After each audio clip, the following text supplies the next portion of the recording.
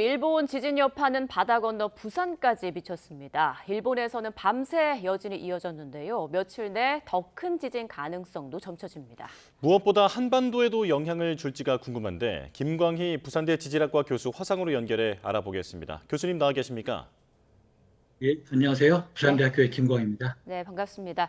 교수님께서도 이번 지진 발생 당시 부산에서 흔들림을 좀 느끼셨는지, 또 주변 분들 중에 진동을 감지한 분들 계신지도 궁금하네요. 제가 지진이 발생했을 당시에 저희 학교 연구실에 있었는데 제가 있는 건물이 한 8층 정도 되는 건물이거든요. 근데 저희 건물에 있던 사람들이 거의 대부분은 지진을 느꼈어요. 네. 특히 저 같은 경우에는 이제 연구실에서 회의를 하고 있었는데 이 연구실에 있는 컴퓨터 모니터가 앞뒤로 크게 흔들리고 좀 울렁거린다고 표현할 수 있나요? 그렇게 음, 좀 사람들이 거기 앉아 있는 사람들이 다 같이 느꼈었죠. 예. 지금 진원지는 구마모토, 그러니까 지금 부산 쪽에서는 200km나 떨어져 있는 곳인데 이렇게 심한 진동이 느껴질 정도까지 이유가 뭔지 궁금한데요. 어떻게 분석하고 계십니까? 일단 이번에 발생한 지진은 규모가 한 7 정도 되는 것이요. 7.1 정도 되는 것이어서 상당히 큰 지진이었습니다. 이렇게 큰 지진이 발생하면 어, 많은 에너지가 땅속에 쌓여있던 많은 에너지가 되게 되고요. 그리고 이렇게 큰 규모의 지진이 발생하면 우리가 그 장주기 에너지가 많이 발생한다. 그리고 전파되고 비교적 부산까지 거리가 한 300, 한 2, 30km 정도 떨어져 있으니까 거리까지도 이렇게 장주기 에너지가 잘 전파될 수 있는 그런 상황이었죠. 그리고 일단 부산에는 이렇게 고층 건물들이 많이 있어요. 예. 예. 이렇게 고층 건물이 많이 있다 보니까 이런 고층 건물들에서는 이런 흔들림을 더 좀 증폭되어서 느끼는 게 일반적인 현상이기도 합니다. 예. 과거에 경주나 포항 등 국내에서도 꽤 큰 지진이 발생하지 않았습니까? 이번 지진과 비교했을 때 좀 어떤 차이가 있는지 짚어주시죠. 뭐 일단 2016년도에 발생했었던 경주 지진, 그리고 2017년도에 발생했었던 포항 지진 같은 경우에는 규모가 5.8, 5.4 정도 되는 지진이어서 이번에 구마모토에서 발생한 지진과 비교했을 때는 규모가 좀 작았었습니다. 그럼에도 불구하고 국내에서 발생했었기 때문에 사람들이 많이 느끼고 피해가 발생하기도 했었죠. 제가 느낀 거는 제가 그 요번에도 지진을 느꼈지만 2016년도와 17년도에도 같은 장소에서 지진을 느꼈었었는데 예. 연구실에서 지진을 느꼈었는데 그때는 이렇게 쿵하고 이렇게 오는 충격들이 지금보다 훨씬 더 강했었고 말하자 강했었고 한 번에 끝나는 게 아니라 어, 여러 번에 걸쳐서 이런 충격이 온다는 걸 느낄 수가 있었어요. 근데 이번에 지진 같은 경우에는 어, 꾸준히 이렇게 몸이 꾸준히 흔들리는 것 같은 느낌이 좀 달랐었다 이렇게 느낌은 그런 차이가 있었습니다. 예. 예. 이번 지진은 진원의 깊이가 10km 정도로 알려져 있는데 이게 다른 지진과 비교하면 깊이가 어느 정도 되는 겁니까? 어, 일본 같은 경우에는 아주 얕은 깊이에서도 지진이 발생하고 한 700km 정도는 되는 아주 깊은 곳에서도 지진이 발생하는 그런 환경들이 만들어져 있어요. 예. 그렇지만 이렇게 얕은 곳에서 지진이 발생하면 깊은 곳에서 발생한 지진보다 사람이 살고 있는 지표면까지 도달하는 거리가 짧다 보니까 지진 에너지가 충분히 감소되기 이전에 지표에 도달하니까 사람들이 더 크게 느끼는 그런 경향들이 있죠. 예. 이번 구마모토 지진 여진도 6.1로 규모가 꽤 컸는데요. 앞으로 또 여진이 발생할 가능성이 있는지 이 부분이 가장 우려됩니다. 어떻게 예상하시나요? 이렇게 큰 지진이 한번 발생하고 나면 어, 이에 따라서 작은 여진들이 발생하기 마련이고요. 지금 같은 경우에는 규모 7.1 정도의 본진이었으니까 규모 6 정도의 여진이 발생하는 것은 아주 자연스러운 현상입니다. 음. 음, 그리고 이렇게 규모 6 정도의 지진이 한 번에 그치지 않고 여러 번 발생할 수 있습니다. 일반적으로는 지진이 발생하고 나서 시간이 지나면 지날수록 이 발생하는 여진의 규모나 횟수는 잦아들게 마련이에요. 그렇지만 지진이 발생하고 나서 한 3, 4일 동안, 길게는 한 일주일 동안은 이렇게 큰 규모의 지진, 규모 6 정도 되는 지진이 또 발생할 수 있다라고 생각하고 준비해야 될 것 같습니다. 예. 그런가 하면 불의 고리 활성화 여부도 걱정입니다. 난카이 대지진 저희도 몇 달 전부터 계속 짚어봤는데 일본에 9.0의 대규모 지진이 발생할 수 있다라는 가능성이잖아요. 여기에도 영향을 줄까요? 예, 일단 일본뿐만이 아니라 그 태평양 주변에 지진이 많이 발생한 장소들을 우리가 통틀어서 브레골이라고 부르는데요. 여기에서는 뭐 지진이 한 번 발생하고 뭐 일정 기간 동안 일정 기간 사이에 발생하고 끝나는 것이 아니라 꾸준히 지진이 발생하고 있습니다. 그래서 이렇게 여기서 갑자기 지진이 많이 발생하는 거다, 아니면 이런 현상들이 일어나고 있나, 이렇게 걱정할 정도는 아니고요. 이 장소에서는 꾸준히 아주 오래전부터 지구가 만들어지고 지금까지 지금 상태로 변화되면서 꾸준히 지진이 발생하고 있구나. 음, 예전에도 지진이 발생했었고, 앞으로도 여기서는 지진이 발생할 수 있다.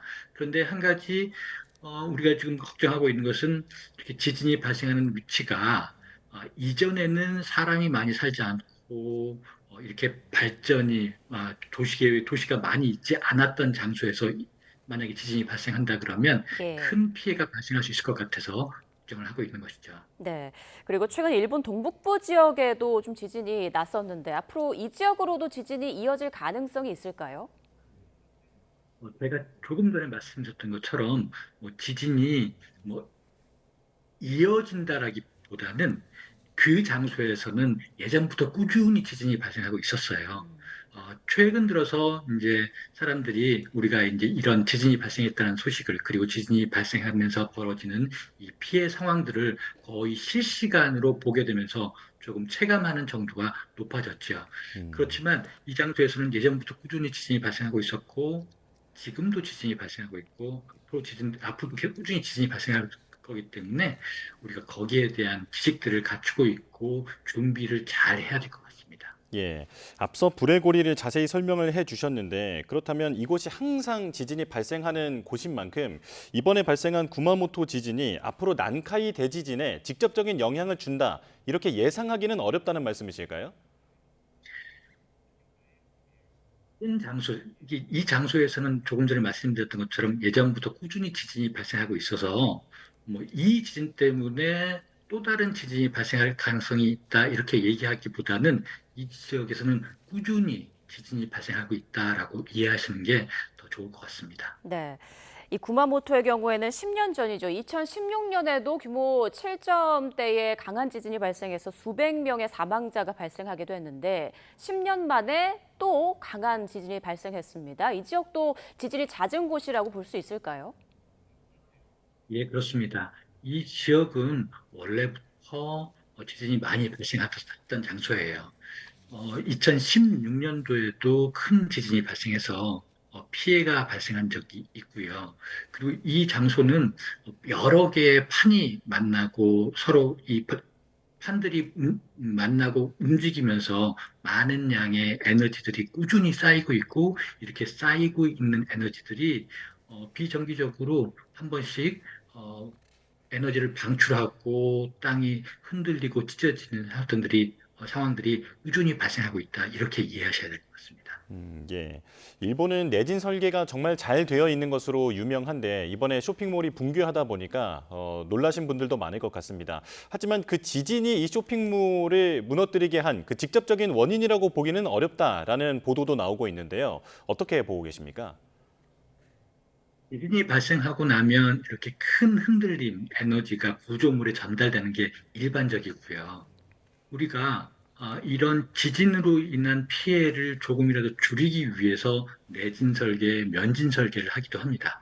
그렇지만 이런 내진 설계를 잘 한다 그래서 지진으로 인한 피해를 입지 않는 것은 아니죠. 음, 사실 내진 설계의 목적은 이 지진으로부터 구조물이나 건물들을 완전하게 보호한다기보다는 지진이 발생했음에도 불구하고 그리고 그 주변에 있는 구조물에 에너지가 도착했음에도 불구하고 그 구조물이 기본적인 기능을 꾸준히 수행할 수 있도록 하는 게 일반적인 목표예요. 음, 그리고 이 지진으로부터 이 피해를 전혀 보지 않도록 우리가 설계를 하고 시공을 한다 그러면 거기에 들어가는 경제적 비용도 엄청나거든요.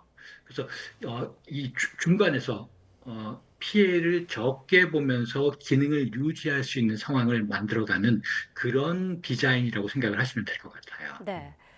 자, 그리고 또 궁금한 건 우리나라에 끼치는 영향은 없을까 하는 부분인데 지금 일본 규슈 지방의 단층 대이동이 한반도 단층대의 어떤 자극으로 이어지진 않을까 이런 우려도 있습니다. 어떻게 보십니까?